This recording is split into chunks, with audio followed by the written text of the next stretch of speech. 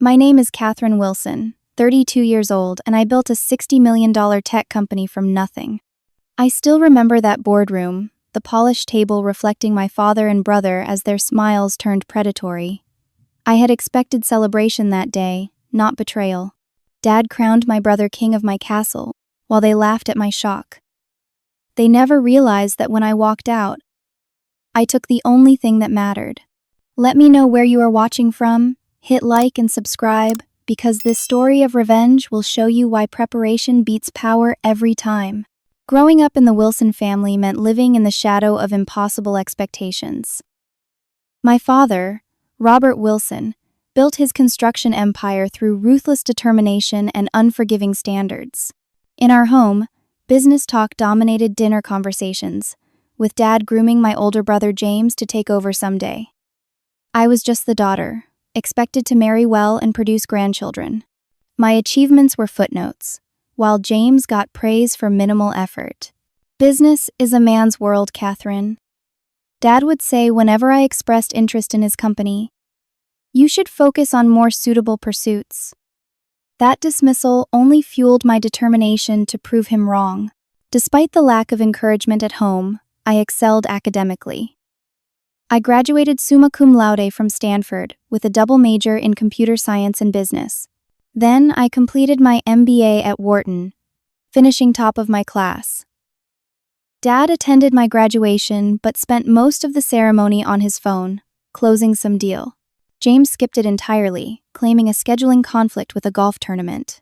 During my time at Wharton, I identified a critical gap in the cybersecurity market. Companies were growing increasingly vulnerable to sophisticated attacks, yet existing security solutions were clunky, expensive, and ineffective. I developed a revolutionary approach that combined adaptive AI with behavioral analytics to create a seamless, responsive security system. This wasn't just another firewall or antivirus program. This was something that could learn, adapt, and protect in real time. When I tried explaining my business concept to Dad, hoping for his investment, he waved me off. Security software? That sounds complicated and risky. Why not try something simpler, like a boutique or a small consulting firm? His dismissal stung, but I refused to let it deter me. Instead of asking for family money, I turned to my mother's sister, Aunt Patricia. She had always believed in me and saw my potential. After reviewing my business plan, she invested $50,000, her entire retirement savings. "I believe in you, Catherine," she said. "Show the world what you can do." Her faith meant everything to me. Those early days were brutal. I rented a tiny studio apartment in San Francisco that doubled as my office. I lived on ramen noodles and coffee, working 18-hour days. The couch became my bed, my laptop, my constant companion. During those lonely months, my only social interaction came from calls with Aunt Patricia, who listened patiently to my technical challenges and breakthroughs. The first prototype took 8 months to develop. I coded until my fingers cramped, debugging through countless sleepless nights. When I finally had a working model, I hit another wall. No one would take meetings with me. Potential clients and investors saw only a young woman with no industry track record. Then came my first breakthrough. At a tech conference I had scraped together money to attend, I met Melissa Chang, a brilliant marketing strategist who had grown frustrated with corporate politics at her firm. Over coffee, I showed her my prototype. Her eyes widened as she grasped the potential. "This is revolutionary," she said. "The way it adapts to threats in real time without human intervention? Nobody is doing this yet." Melissa joined me the following week, taking a massive pay cut in exchange for equity. She became not just my business partner, but my closest friend. With her marketing expertise and industry connections, we secured our first client meeting with a mid-sized financial services company. The demonstration nearly ended in disaster when the client's IT director tried to stump our system with an unconventional attack. For a heart-stopping moment, I thought we had failed. Then our software identified the threat pattern, adapted, and neutralized it. The room went silent before the CEO turned to me with wide eyes. "When can we implement this?" That first contract was worth $300,000. It wasn't huge, but it validated our concept and gave us operating capital. We moved out of my apartment into a small office space and hired our first 2 employees, both brilliant programmers who believed in our vision. Year 1 was about survival and refinement. We improved the software, fixed bugs, and expanded capabilities. Year 2 brought larger clients and industry recognition. A Feature and Tech Innovator magazine called our solution the future of cybersecurity and brought attention from bigger players. By year 3, we had 20 employees, contracts with 3 Fortune 500 companies, and annual revenue of $5 million. We called our company Secure Edge, and our flagship product was making waves throughout the industry. Each night, I would look at our growing team and remember Dad's dismissive words. "A man's world," he had said. Yet here I was, building something significant without his help or approval. I felt vindicated, though part of me still longed for his recognition. Little did I know that success would bring attention I never wanted, especially from those closest to me by blood but farthest from me in support. By our 4th year, Secure Edge was growing faster than I could have imagined. We moved into a proper office in downtown San Francisco, taking up an entire floor with views of the bay. Our team expanded to 50 people across development, sales, customer support, and administration. The small security solution I had coded in my apartment had evolved into a comprehensive platform that major corporations were implementing globally. Our revenue hit $20 million that year, with profit margins that made industry veterans jealous. Tech publications started featuring me in their 30 under 30 lists, and I was invited to speak at major conferences. The spotlight was uncomfortable for someone who had spent years working in isolation, but Melissa coached me through it. "Your story inspires people, Catherine," she insisted, "especially young women in tech. They need to see someone like you succeeding." With success came new challenges. Larger security firms started noticing our growth, and competitive pressure mounted. One company even filed a frivolous patent infringement lawsuit, trying to slow us down through legal attrition. We spent hundreds of thousands on lawyers before the case was dismissed, but it taught me that success makes you a target. Then came the day I had subconsciously been waiting for.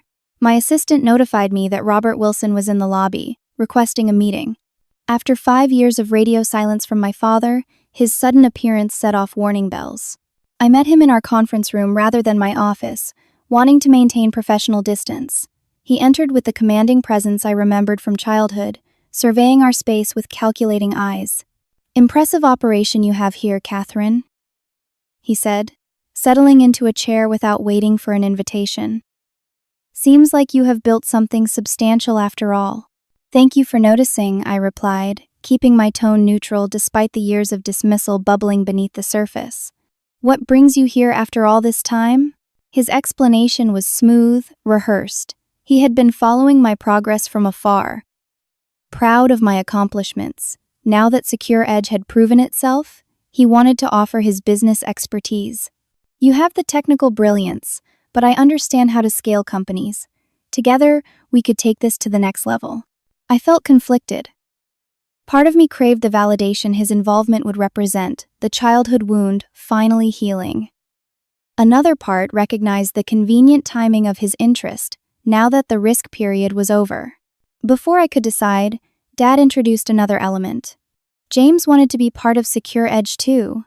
Your brother has been managing divisions of my company for years. His experience would be invaluable to you." The idea of James joining felt wrong immediately. Throughout my life, he had shown zero interest in my pursuits, often belittling my ambitions. Now, suddenly he wanted in? Against my better judgment, I allowed James to join as marketing director, reporting to Melissa. I told myself it was an opportunity to heal family wounds, to finally earn the respect I had sought for years. It was the first of many mistakes. James arrived with an inflated sense of entitlement. Despite his title, he routinely bypassed Melissa, coming directly to me with urgent matters that usually amounted to little. He hired friends into key positions without proper vetting and spent lavishly on unnecessary expenses. Client meetings became opportunities for him to network for his own benefit, rather than advance company interests. Dad began appearing regularly, sitting in on executive meetings, though he held no official position. His suggestions always favored conventional business wisdom over the innovative approach that had made us successful. You need to reduce spending on research and development, he would insist. Focus on sales and marketing. Squeeze more from existing products rather than constantly innovating. Each suggestion chipped away at the company culture I had carefully built. Teams that had once worked cohesively began fracturing along loyalty lines. Some employees admired the professional management James and Dad represented, while others, particularly those from the early days, grew increasingly frustrated. Melissa pulled me aside after a particularly contentious meeting where Dad had overruled one of her marketing strategies. "Catherine, what is happening here? Your father and brother have been here 3 months, and suddenly they are directing major decisions. They have experience scaling businesses," I defended weakly, though doubt had been growing in my mind. "They are systematically undermining your authority," Melissa said bluntly. "James takes credit for your team's innovations in every press interview. Your father is meeting privately with board members. Something is not right here. I promised to pay closer attention, but I was distracted by our most ambitious project yet. The development of SecureCore, a revolutionary security architecture that would make our existing products look primitive by comparison. This technology would use quantum-resistant encryption combined with proprietary AI to create an essentially impenetrable security framework. It was my brainchild, developed in late-night coding sessions with our 5 most talented engineers. We kept SecureCore development compartmentalized, with only key personnel aware of its full potential. It represented the future of not just our company but potentially the entire cybersecurity industry. The technology was so promising that when an industry publication caught wind of it, our company valuation jumped to $60 million overnight. Investors began circling, eager for a piece of what promised to be a billion-dollar innovation. Amidst this frenzy of activity, I missed the signals that should have warned me. The private conversations stopping when I entered rooms. The new board members Dad had recommended, all old friends of his with no technology experience. The questions about our intellectual property protection protocols. By the time our annual leadership retreat arrived, Secure Edge was barely recognizable as the company I had founded. Dad and James had inserted themselves into every aspect of operations, and though we were more profitable than ever, the soul of the company was fading. Yet I still believed I could navigate these waters, balance family dynamics with business needs, and maintain control of my creation. The business magazine celebrated us, with Forbes featuring Secure Edge on its cover, highlighting our dramatic growth and innovative approach. What the glossy photos and glowing articles missed was the growing tension beneath the surface, the power struggle happening behind closed doors, and my increasing isolation within the company I had created. The first concrete sign that something was seriously wrong came 6 months after James joined the company. I arrived early one morning to find him in deep conversation with our newest board member, Richard Blackwood, a longtime friend of my father. They were huddled over documents in the conference room, but as soon as they noticed me, James hastily gathered the papers. "Morning strategy session," he explained with an unconvincing smile, just bringing Richard up to speed on some marketing initiatives. Later that day, I asked my assistant to find out what they had been discussing. She returned, looking uncomfortable. "They were reviewing organizational charts," she said quietly. "New ones that showed a different leadership structure. I might have confronted them directly." But that same week brought another development. Dad suggested expanding our board of directors to accommodate our growing company. "We need more experienced voices," he insisted during our executive meeting. "I have several colleagues with extensive corporate governance experience who would be perfect." Melissa shot me a warning glance, but I was focused on the expansion plans for our European office. "Whatever you think is best," I said absently, not realizing I was handing him another piece of my company. Within weeks, 3 new board members joined, all with connections to my father and none with technology backgrounds.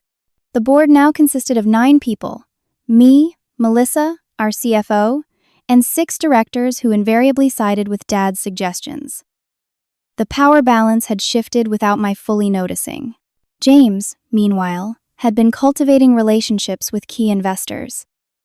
He organized exclusive dinners and golf outings, events to which I was conspicuously not invited.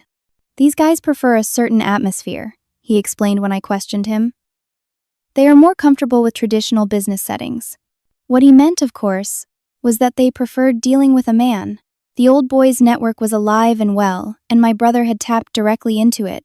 I began noticing other troubling patterns. Files missing from my office, meetings rescheduled without my knowledge, employees looking away when I passed them in hallways. Once, I overheard a junior developer mention the transition before being quickly silenced by a colleague who had spotted me.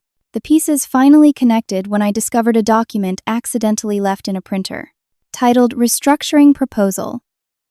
It outlined a complete reorganization of Secure Edge leadership, with James as Chief Executive Officer and me relegated to Chief Technology Officer. The document cited concerns about my technical focus limiting the company's growth potential and suggested I would be more valuable focusing exclusively on product development. My hands shook as I read the proposal. The betrayal cut deep, but the calculated nature of it was what truly stunned me. This wasn't a recent development. This was a planned coup that had been unfolding for months while I remained oblivious, trusting family when I should have been protecting my company. I called Melissa immediately. You were right, I admitted, explaining what I had found. They are planning to push me out. Not just planning, she replied grimly. The board meeting next week? I just learned there's a special agenda item that wasn't included in our briefing materials. I think they are making their move, Catherine. The following day brought further confirmation when James was sent on a crucial business trip to close a deal with a major client in Tokyo. This was unusual. I typically handled such high-level negotiations myself. The real purpose became clear when the client contacted me directly, confused about the mixed messages they were receiving. Your brother indicated that the company is undergoing reorganization, their CEO wrote in an email. He suggested we delay finalizing contracts until the new leadership structure is in place. Is there something we should know? James was actively undermining deals to weaken my position. The realization hit me like a physical blow. This wasn't just about control. This was about erasing my contributions entirely. I spent that night reviewing our corporate bylaws and ownership structure. As founder, I held 30% of the company. Melissa had 10%. Dad and James had acquired 15% through their recent investments. The remaining shares were split among early investors and employee stock options. If the board voted as a bloc, they could indeed force a leadership change despite my founder status. The only real leverage I had was my intimate knowledge of our technology, particularly SecureCore. No one else fully understood the architecture I had created, the elegant solutions to seemingly impossible security problems. Without me, they would struggle to maintain it, let alone advance it. That night, I made a decision that would change everything. I contacted our 5 core developers, people who had been with me from nearly the beginning, and invited them to an off-site meeting. We gathered at a small cafe far from the office, away from prying eyes. I believe there's a plan to remove me as CEO, I told them bluntly. If that happens, I won't stay. I need to know where you stand. The shock on their faces confirmed they had no knowledge of the coup, but their responses varied. 2 pledged loyalty immediately. 1 expressed concern about job security.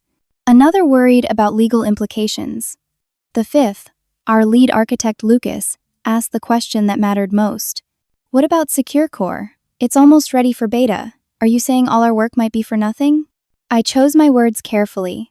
I'm saying that what we built together deserves to be developed properly by people who understand the vision. Not used as a corporate pawn or stripped for parts by people who see only dollar signs. By the end of that 3-hour meeting, I had secured commitments from all 5 to follow my lead. Whatever came next. We established a secure communication channel outside company systems and agreed to wait for my signal. Back at my apartment, I created an encrypted backup of the SecureCore source code and documentation, storing it on a secure drive only I could access. This wasn't theft. This was protection of intellectual property I had created, insurance against the storm I knew was coming. Melissa called late that night, her voice tense. The Tokyo deal is officially dead. James sabotaged it completely, and the board meeting has been moved up to tomorrow morning. Emergency session, they're calling it. I felt strangely calm as I thanked her for the information. The betrayal hurt, especially from family, but clarity was emerging from the pain. I knew exactly who I was dealing with now and what I needed to do. Whatever happens tomorrow, I told Melissa, be ready to move quickly afterward. I barely slept that night. Instead, I prepared for every possible scenario, gathering documentation and securing access to personal accounts separate from company systems. By dawn, I had a contingency plan for whatever they might throw at me. As the sun rose over San Francisco, I dressed carefully in my most professional outfit, a navy blue suit that projected confidence and competence. Today would determine whether I fought for my company or burned it all down and started anew. Either way, I wouldn't be the one blindsided in the boardroom.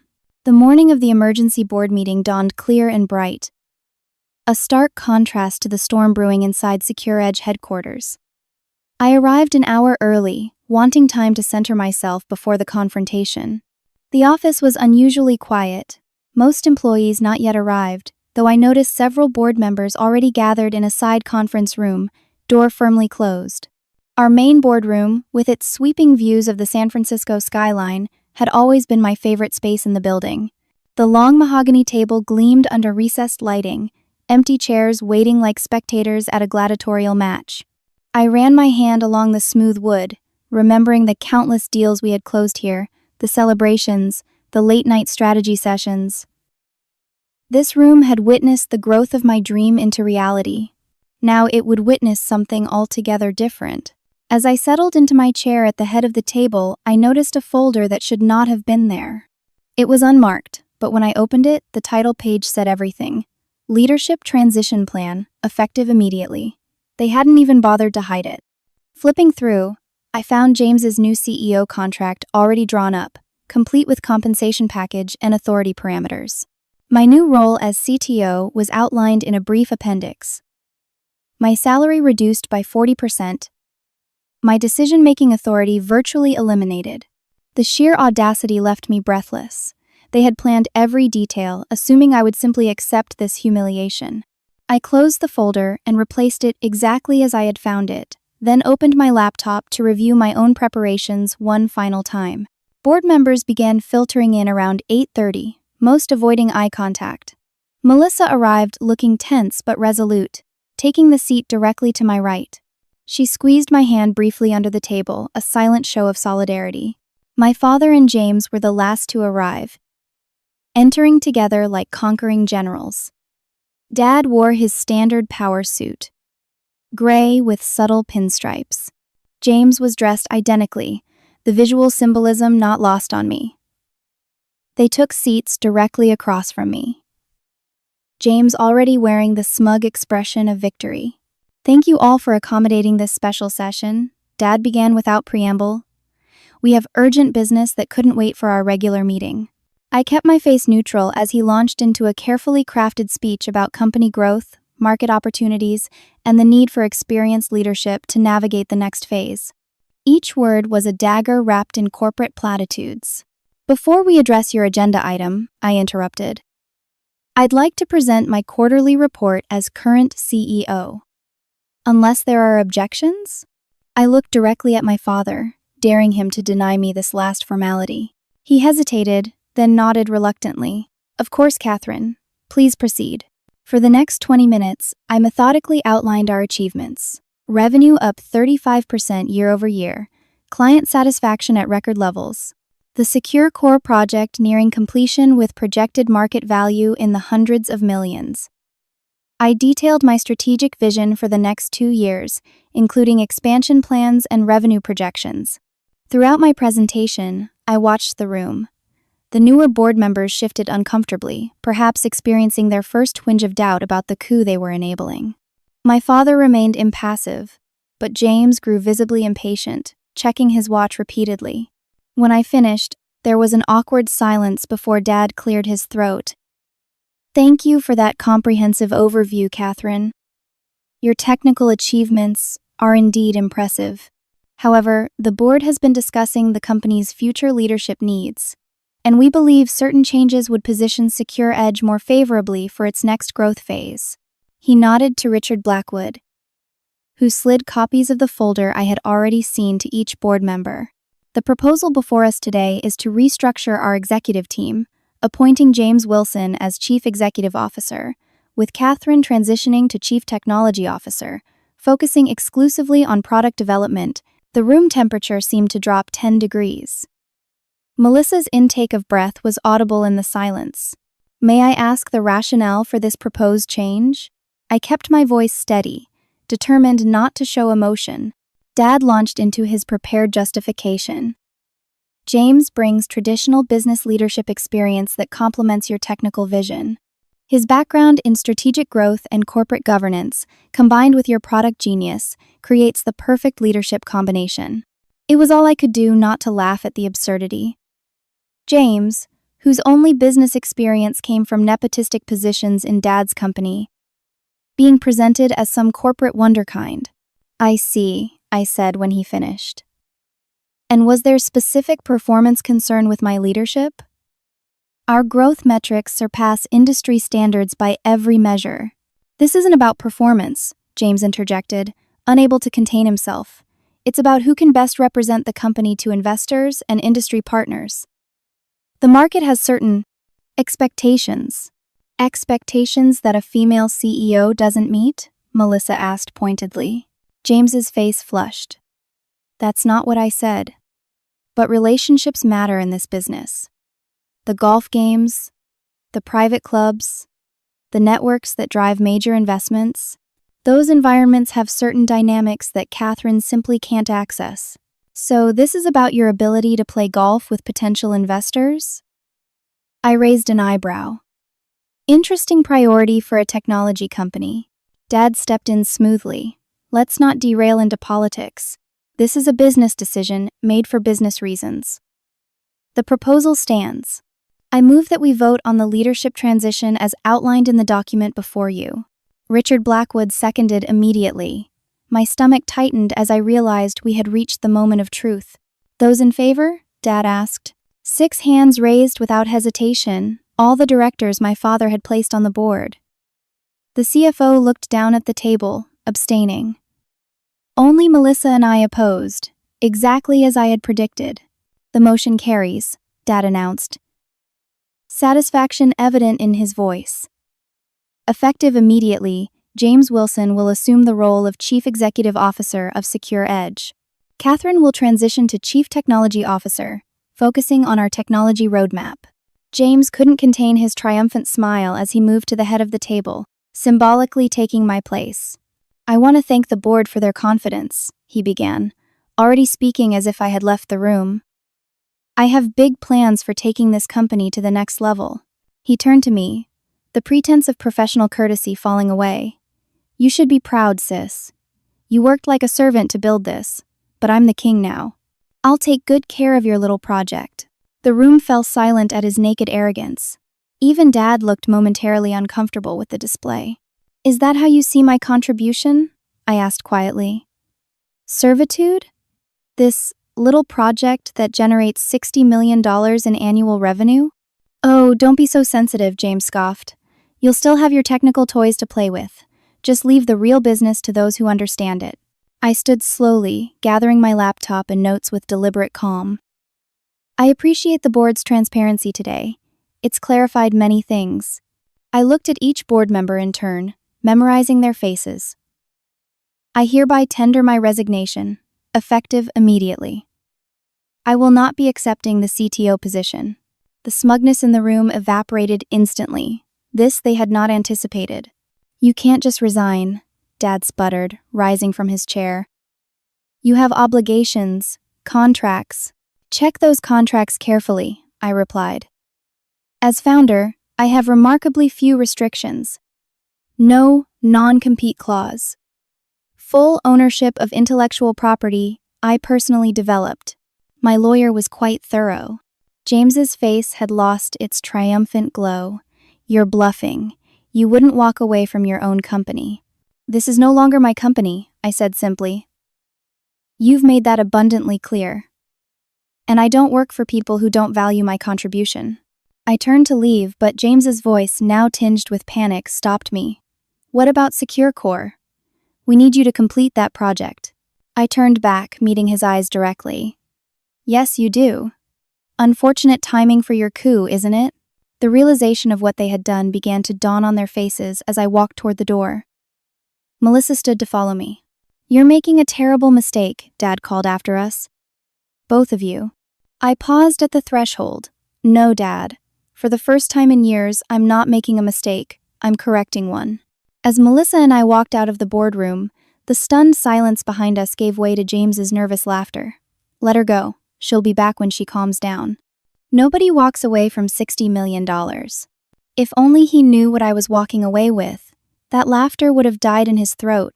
The drive home from the office passed in a blur of emotions. Anger, grief, vindication, uncertainty, all swirling together as San Francisco traffic crawled around me. By the time I reached my apartment, one emotion had crystallized above the others. Determination. This wasn't the end. This was just the beginning of something entirely new. My phone had been buzzing constantly with messages from confused employees and concerned clients who had somehow already heard rumors about the leadership change. I ignored them all, needing time to execute my plan before the chaos fully erupted. Inside my apartment, I locked the door and pulled the secure drive from my safe. This unassuming black device contained the complete Secure Core architecture, including the proprietary algorithms I had developed over hundreds of late nights. Without this, SecureEdge had an empty shell, a promise without fulfillment. My hands trembled slightly as I plugged it into my personal laptop. This was the moment of no return. I was about to become either a vindicated founder or a corporate pariah, depending on who wrote the history. But I knew what James and Dad would do with my technology if I left it behind. They would rush it to market, half-finished, sacrifice quality for quick profit, and ultimately destroy what could have been revolutionary. I called Melissa, who had gone to her own apartment to gather essentials before the inevitable fallout. "Did you make it home okay?" I asked when she answered. "Yes."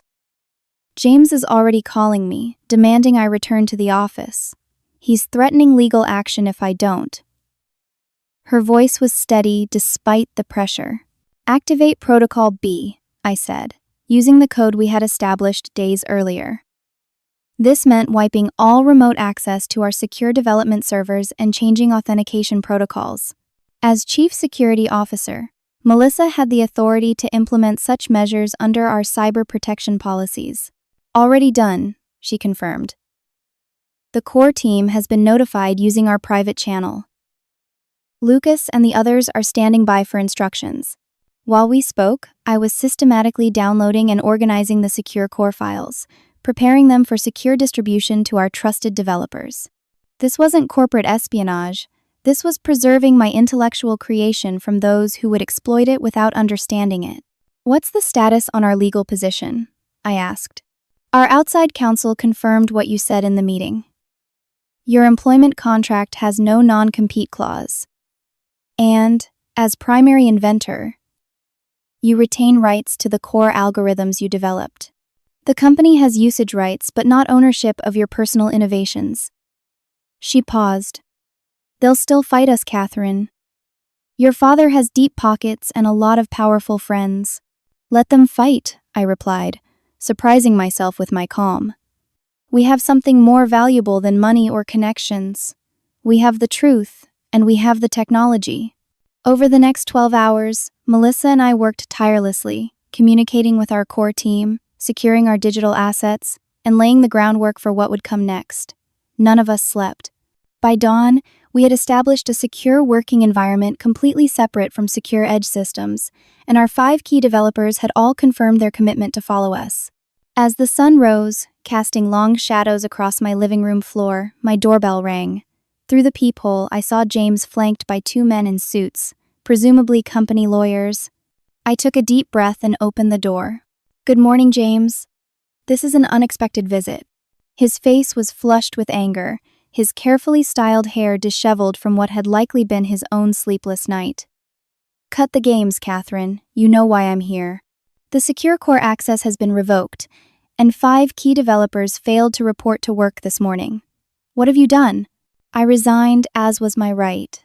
Other employees may have made similar decisions. That's hardly my responsibility anymore. One of the lawyers stepped forward. Miss Wilson, we're prepared to file an emergency injunction if you've taken any company property or proprietary information. The penalties for intellectual property theft are severe. I smiled politely. I'm well aware of IP law, which is why I've been careful to only retain what legally belongs to me. My personal development notes, my original algorithms, the core architecture I designed before Secure Edge was even incorporated. If you check the patent applications and ownership agreements, you'll find everything quite in order. James's face contorted with frustration.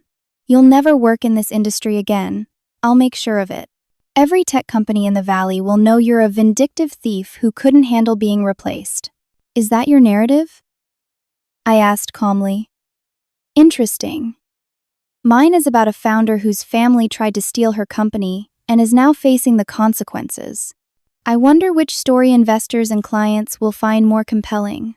The second lawyer, looking increasingly uncomfortable, whispered something to James, who reluctantly backed toward the elevator. This isn't over, he called as the doors began to close. Dad is already on a plane. You have no idea what you're up against. Once they were gone, I leaned against my door, exhaling slowly. The confrontation had gone exactly as expected, which meant the next move would be my father trying to negotiate, then threaten, then bribe me into returning. I needed to be prepared for all scenarios. My phone rang less than an hour later, my father's name flashing on the screen. I answered with a simple, "Hello, Dad." "Catherine, this has gone far enough." His voice had that commanding tone that had intimidated me throughout childhood. "You're acting emotionally instead of thinking like a business person. Come back to the office so we can discuss this reasonably." There's nothing to discuss. The board made its decision. I made mine. You're throwing away everything you built. His frustration was evident. All because your pride was hurt? I raised you to be stronger than this. You raised me to believe I was less valuable than my brother, I corrected him. Yesterday just confirmed that nothing has changed. James has never created anything in his life. Yet you handed him my company because he's your son. That's not business. That's nepotism and sexism wrapped in corporate jargon. A long pause followed. When he spoke again, his tone had softened, becoming almost conciliatory. I understand you're upset. Perhaps we moved too quickly. Come back, and we can discuss a co-CEO arrangement. You and James leading together, complementing each other's strengths. The sudden pivot to negotiation told me they were already encountering problems. It's too late for compromises, Dad.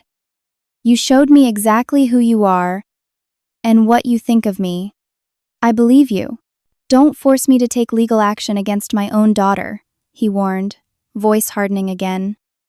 You know I'll do what's necessary to protect the company. Do what you feel you must, I replied evenly. So will I. After ending the call, I contacted Melissa. It's time for the meeting. Are we secure? Everything's set up at the location. The team will arrive staggered between 11 and 11:30. To avoid attracting attention, we had rented a private room at a nondescript co-working space across town, paying cash and using a friend's name to book it. There, our core group would make decisions that would shape our future. The 5 developers arrived as planned, along with Melissa and our trusted intellectual property attorney, Eleanor Franklin. We spent the first hour discussing legal protections and establishing clear boundaries between Secure Edge property and our personal intellectual assets.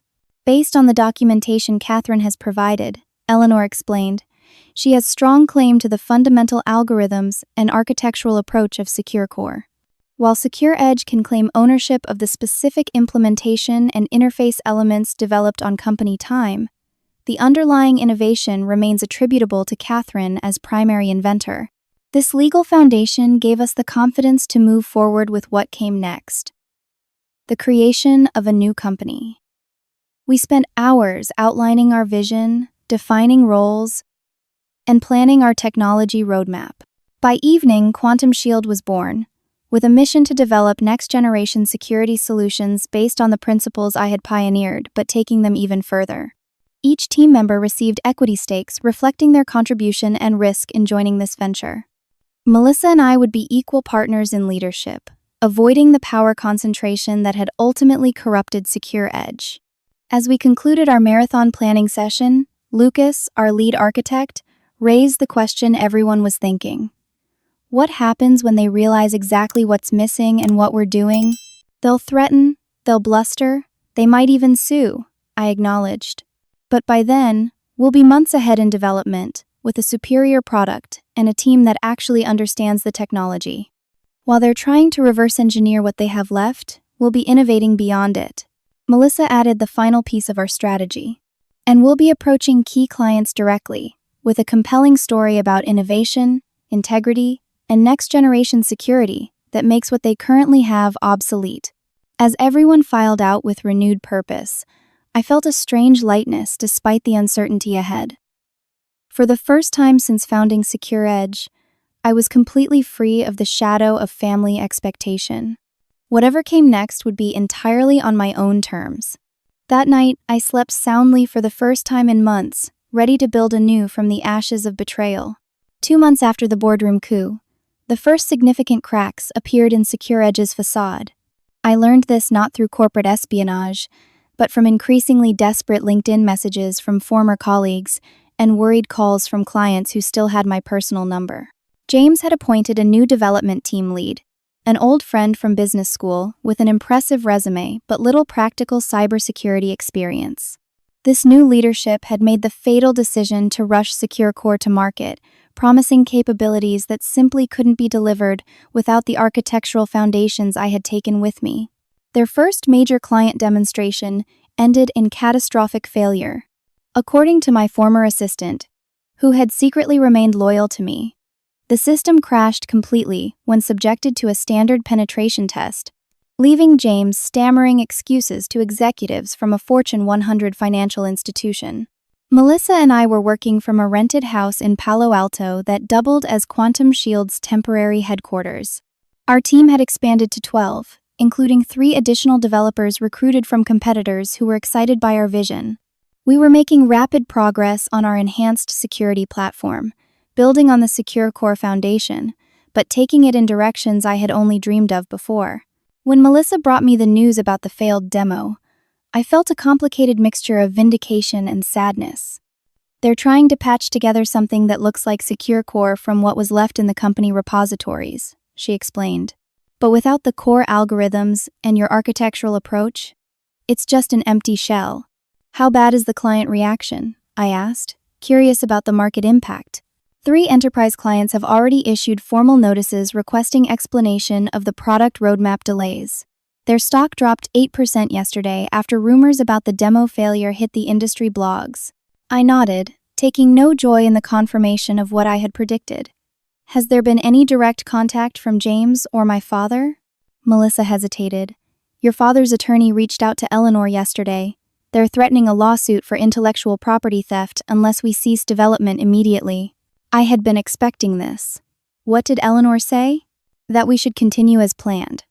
She's prepared a comprehensive defense based on your original research predating your employment agreement and the specific language of your inventor rights. She's confident, Catherine. Over the next few weeks, we watched from a distance as Secure Edge's problems multiplied. 2 senior sales executives resigned publicly, citing product integrity concerns. A scheduled feature in Cybersecurity Today was mysteriously pulled, replaced with a generic industry roundup. Most tellingly, 3 of the board members my father had installed began distancing themselves, one resigning outright to focus on other commitments. Meanwhile, our development proceeded ahead of schedule. The freedom from corporate politics and misguided direction allowed our team to work with unprecedented efficiency. By the 3-month mark, we had a working prototype that already outperformed the original Secure Core design. Through discrete industry channels, we learned that James had hired an external development firm, specializing in security software, paying a premium for an accelerated timeline to recreate what had been lost. This desperation move only highlighted their fundamental misunderstanding of what made the technology special. You couldn't simply throw money and bodies at a problem that required architectural elegance and mathematical insight. 4 months after the coup, the first major defection occurred. The VP of Client Services, who had been with Secure Edge almost from the beginning, resigned and reached out to me directly. "It's a disaster, Catherine," she confided over coffee at a neutral location. "James has no idea how to run a tech company. He's alienated the engineering team with impossible demands, while simultaneously promising clients features that don't exist. 3 major accounts are preparing to terminate their contracts." She described an environment of blame and paranoia, with James holding daily accountability sessions that devolved into public humiliation of team members. My father had retreated to the background, making rare appearances but clearly disappointed in his son's performance. "The word is that investors are getting nervous. Your father had to personally guarantee the last round of bridge funding to keep things afloat." I listened without comment, neither encouraging nor discouraging her candor. When she finished, she looked at me expectantly. "I've heard rumors about what you're building. Is there? Might there be a place for me?" This was the first of many such conversations. Over the following weeks, a steady stream of Secure Edge talent began finding their way to Quantum Shield. We were selective, accepting only those whose values aligned with our vision and who brought genuine expertise. Each new arrival brought fresher intelligence about the deteriorating situation at our former company. 5 months in, the most significant blow fell. Secure Edge's largest client, a multinational banking corporation, publicly announced they were terminating their contract due to unresolved security concerns and failure to meet contractual obligations. The client's chief information security officer, with whom I had worked closely for years, contacted me the same day. "I can't justify continuing with them, Catherine. The last 3 security updates failed basic compliance testing, and they've missed every development milestone in the last quarter." He paused. "We're evaluating alternative solutions. I understand you're working on something new." This was our opportunity. The next day, Melissa and I gave him a private demonstration of our nearly completed platform. His technical team spent hours trying to break our security protocols, growing increasingly impressed as each attempt failed. "This is what Secure Core was supposed to be," he said finally, "but better." We signed our first major contract the following week, with terms that would sustain our operations for a full year. The banking client insisted on exclusivity for their industry vertical for 6 months, which we granted in exchange for premium pricing. This reference client would open doors throughout the financial sector once the exclusivity period ended. 6 months after the boardroom betrayal, Secure Edge announced a strategic restructuring that included laying off 30% of its workforce. Industry analysts recognized the move for what it was, a desperate attempt to reduce burn rate as revenues collapsed. Their stock, which had been declining steadily, dropped another 15% on the news. That same day, I received a text message from an unknown number. "We need to talk. This has gone far enough." My father, reaching out directly for the first time since our phone call months earlier. I didn't respond. There was nothing to discuss. The company that bore my vision was failing because they had valued the wrong things and trusted the wrong people. The market was rendering its verdict, as markets do. 7 months in, the legal threats finally materialized into an actual lawsuit, alleging misappropriation of trade secrets and breach of fiduciary duty. Eleanor had prepared us thoroughly, and we counterfiled immediately, citing wrongful termination and intellectual property rights violations. "Their case is weak," she assured us after reviewing their filing. "They're claiming ownership of concepts you developed before the company even existed, based on your graduate research. Their own documentation contradicts their claims. This is about intimidation, not law." The lawsuit made headlines in tech publications, many of which reached out for my side of the story. With Eleanor's guidance, I gave a single interview to a respected industry journal, calmly explaining the facts, without emotional embellishment. I didn't need to vilify James or my father. Their actions spoke for themselves. The resulting article, "Betrayal and Rebirth," The Secure Edge, divided by Quantum Shield story, painted a compelling picture of family betrayal, gender discrimination, and technological innovation triumphing over corporate politics. It was shared thousands of times across industry networks, creating precisely the narrative we needed as we prepared for our official launch. 8 months after I walked out of the Secure Edge boardroom, the company announced another round of layoffs and the temporary suspension of its next-generation security platform development. Industry observers recognized the code. They had failed to recreate what they had lost when I left. The same week, Quantum Shield moved into proper offices in Mountain View and opened our waiting list for new clients. The response overwhelmed our systems, with security officers from major corporations worldwide requesting demonstrations and technical specifications. I allowed myself a moment of reflection as I stood in our new headquarters, watching our team of 25 now work with purpose and passion. The betrayal had been painful, but it had freed me to build something better, surrounded by people who valued innovation and integrity over politics and power. The final confirmation of Secure Edge's collapse came 9 months after the coup, when financial news outlets reported they were exploring strategic alternatives, the corporate euphemism for seeking a buyer.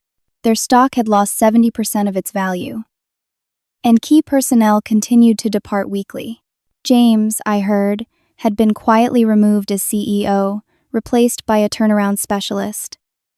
My father had returned to his construction business, his brief foray into technology ending in costly embarrassment. The board members who had enabled the coup were facing shareholder lawsuits for breach of fiduciary duty. They had taken my company but lost everything that made it valuable. In trying to claim the fruits of my labor, they had destroyed the very tree that produced them. 1 year after the boardroom betrayal that was meant to end my career, I stood on a different stage, accepting the Innovator of the Year award from the National Association of Women in Technology. The irony wasn't lost on me or the audience of 1,000 technology professionals who gave me a standing ovation.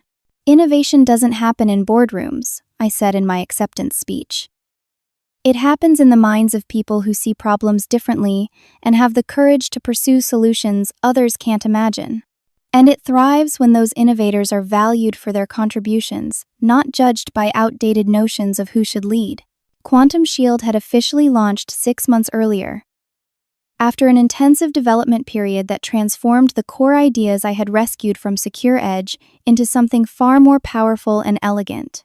Our platform now protected 15 major financial institutions, 3 government agencies, and dozens of technology companies against threats their previous security systems couldn't even detect.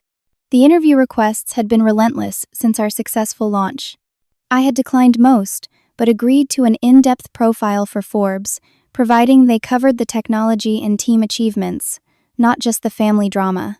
The resulting cover story, Rising from Betrayal, How Catherine Wilson Built a Better Security Empire, became one of their most read technology features of the year. Our team had grown to 60 people, carefully selected not just for their technical brilliance, but for their commitment to our core values: innovation, integrity, and inclusivity.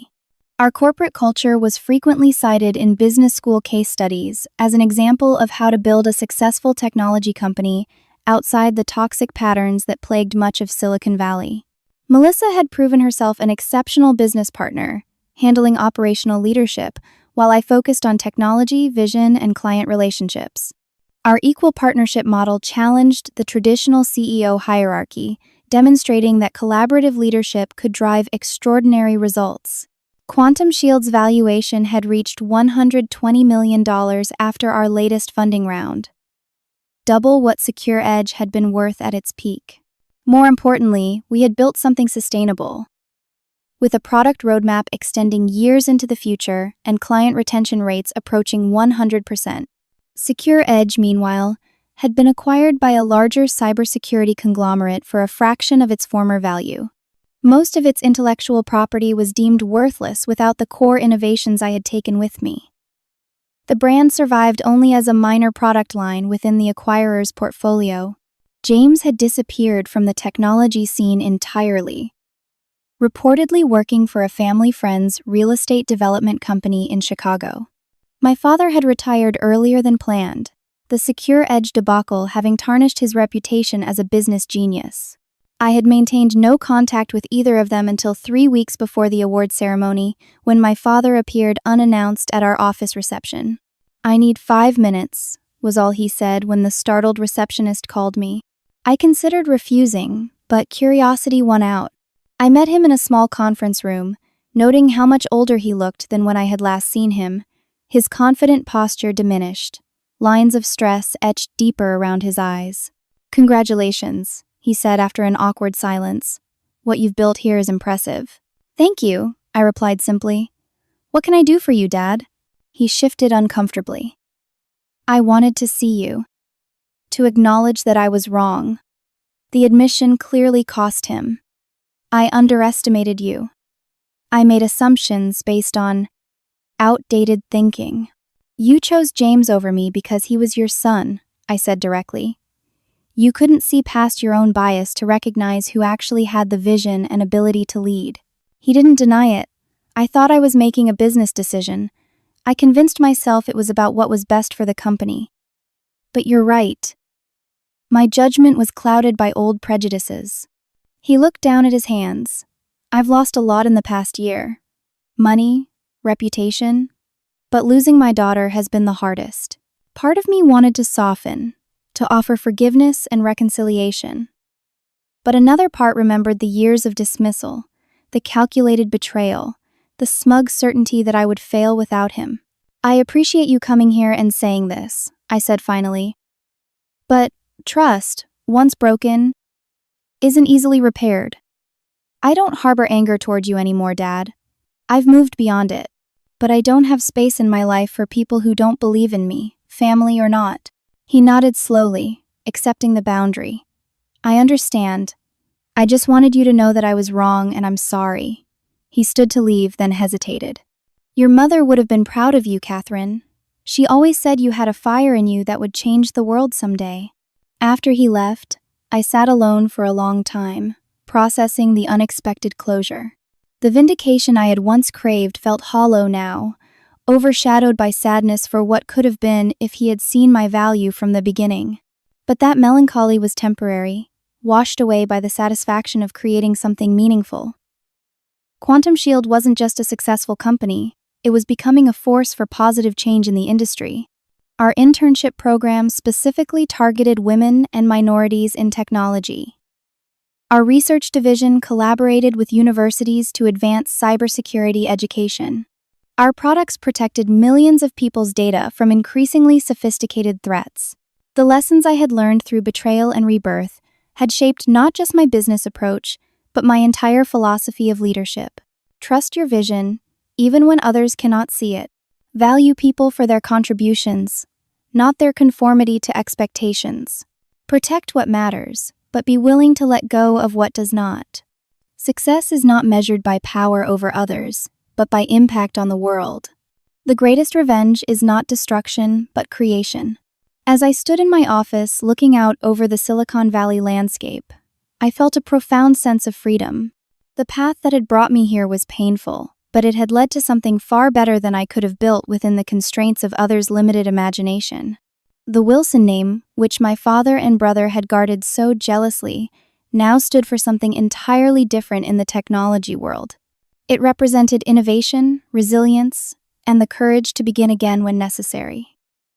That legacy would outlast any corporate valuation or boardroom power play. Have you ever faced betrayal that ultimately led you to something better? I'd love to hear your stories in the comments below. And if this journey of resilience and reinvention resonated with you, please hit like and subscribe to support more stories of transformation. Remember, sometimes what seems like an ending is actually the beginning of something far greater than you could have imagined. Thank you for listening, and never forget your own power to rise above circumstances and create something remarkable.